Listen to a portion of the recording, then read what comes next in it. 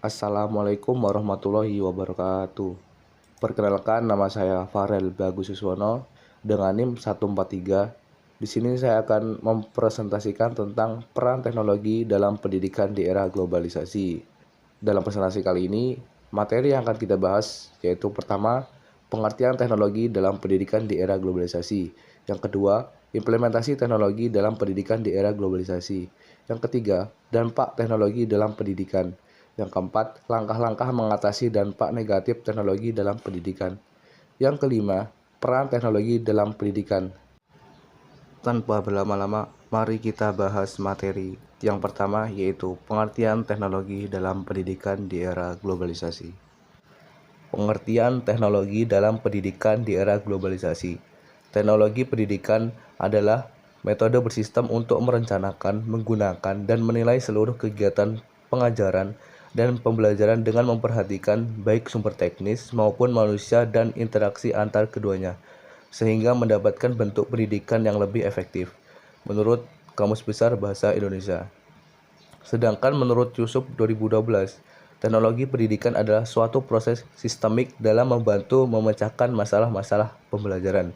Jadi, pengertian teknologi dalam pendidikan yaitu teknologi membantu dalam memecahkan suatu masalah-masalah pembelajaran yang menggunakan metode bersistem dengan merencanakan, menggunakan, dan menilai seluruh kegiatan pengajaran dan pembelajaran.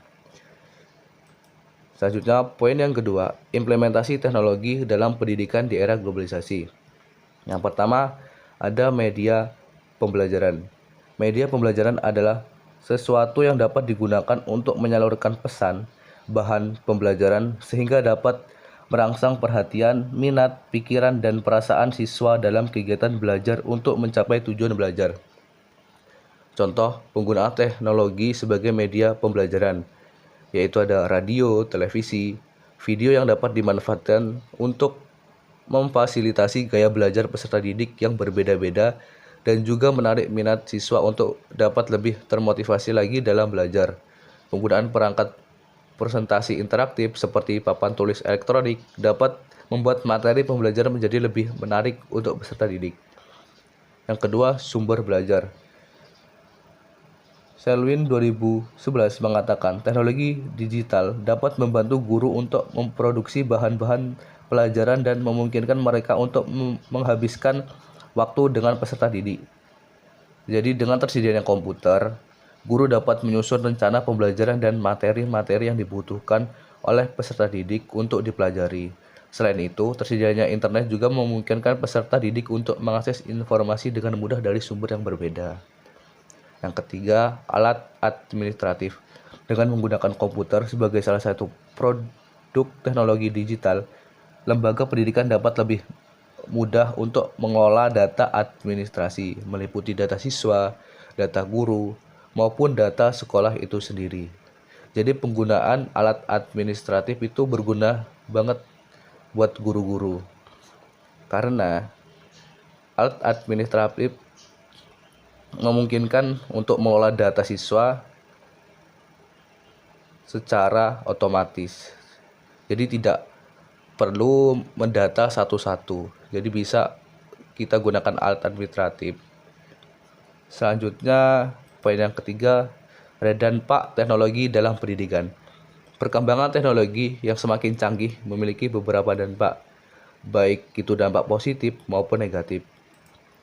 Kita bahas dulu dampak positif penggunaan teknologi. Yang pertama, dampak positif penggunaan teknologi. Pendidik dapat diselenggarakan melalui jarak jauh, sehingga siswa masih bisa mendapatkan ilmu pengetahuan seperti biasanya tanpa harus merasa khawatir. Jadi siswa dapat melakukan jarak jauh, tidak harus bertatap muka, tetapi juga dapat menggunakan secara virtual, jarak jauh, tidak harus tatap muka dalam melakukan pengajaran. Yang kedua, teknologi dapat meningkatkan pembelajaran. Karena dengan adanya teknologi internet, maka siswa bisa mengakses berita terbaru dengan mudah. Yang ketiga, teknologi menambah informasi. Teknologi menambah informasi bila zaman dahulu peserta didiknya hanya mengandalkan buku dalam mencari ilmu atau sumber belajar. Namun saat ini peserta didik dapat mencari ilmu melalui internet ataupun buku digital sehingga memudahkan akses belajar dan dapat digunakan atau dibaca di mana saja dan kapan saja tanpa harus membawa buku kemana-mana. Selanjutnya yang keempat, teknologi juga melahirkan metode pembelajaran baru, seperti guru bisa menggunakan aplikasi Zoom, Google Meet ketika sedang memberikan pelajaran. Selain dari dampak positif, juga ada dampak negatif penggunaan teknologi. Yang pertama, kecanduan siswa terhadap internet dapat menyebabkan kemalasan dan mencontek saat ujian seperti mencari jawaban melalui internet. Yang kedua, plagiasi. Plagiasi yaitu ketersediaan informasi secara online dapat meningkatkan resiko plagiasi. Siswa cenderung akan mengandalkan salinan atau informasi dari internet tanpa pemahaman mendalam. Ketiga, teknologi dapat menyebabkan perilaku yang tidak biasa, seperti banyaknya siswa menghabiskan waktu hanya untuk media sosial dan permainan daripada memperluas pengetahuan mereka dalam mendapatkan ilmu. Yang keempat, keamanan dan privasi. Penggunaan teknologi dalam pendidikan dapat meningkatkan resiko keamanan dan privasi, terutama ketika data pribadi siswa terlibat. Keamanan data dan privasi siswa menjadi perhatian utama. Bagaimana sih langkah-langkah dalam mengatasi dampak negatif teknologi dalam pendidikan? Ada 3 langkah. Yang pertama, peningkatan literasi digital, yaitu memastikan bahwa siswa dan pendidik memiliki pemahaman yang baik mengenai penggunaan teknologi secara bijak dan bertanggung jawab. Literasi digital yang baik akan membantu mereka memanfaatkan teknologi dengan optimal dan menghindari risiko seperti ketergantungan atau penyalahgunaan. Langkah yang kedua, pengawasan dan pembatasan waktu penggunaan teknologi. Menetapkan batasan waktu yang jelas untuk penggunaan perangkat digital, baik untuk siswa maupun pendidik, guna menghindari dampak negatif seperti kecanduan, gawai, atau gangguan kesehatan akibat paparan layar yang berlebihan. Langkah yang ketiga, pendidikan karakter dan etika digital. Menanamkan nilai-nilai etika digital untuk membantu siswa memahami cara menggunakan teknologi secara bertanggung jawab, menghormati privasi, dan menghindari perilaku negatif seperti cyberbullying. Selanjutnya masuk ke poin keempat, ada peran teknologi pendidikan. Peran teknologi dalam pendidikan atau dalam pembelajaran adalah untuk mendorong hubungan kolaboratif dan membangun makna dalam konteks yang lebih mudah dipahami. Peran teknologi pendidikan dalam mewujudkan pendidikan yang berkualitas antara lain menyediakan fasilitas belajar melalui proses perencanaan, pengembangan, pemanfaatan, pengelolaan, serta mengevaluasi sumber-sumber belajar, menyelesaikan masalah pembelajaran yang ada dan dikaji secara menyeluruh dengan memadukan beragam disiplin ilmu yang berbeda, memanfaatkan teknologi untuk membuat pekerjaan menjadi efektif dan efisien, baik sebagai produk maupun sebagai proses guna menyelesaikan permasalahan belajar. Memberikan solusi alternatif untuk menyelesaikan masalah kinerja organisasi.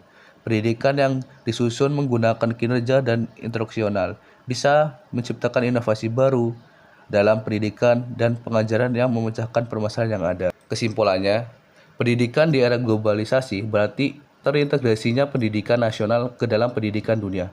Siswa harus dibekali kompetensi yang memadai agar siswa eksis di era global yang sangat kompetitif. Teknologi dalam dunia pendidikan adalah suatu sistem yang dimanfaatkan untuk menunjang pembelajaran sehingga tercapai hasil yang diinginkan. Goreng ikan dicampur lada, digoreng terpisah, jangan sekaligus. Cukup sekian presentasi saya, semoga dapat nilai yang bagus. Saya akhiri, Assalamualaikum warahmatullahi wabarakatuh. Terima kasih.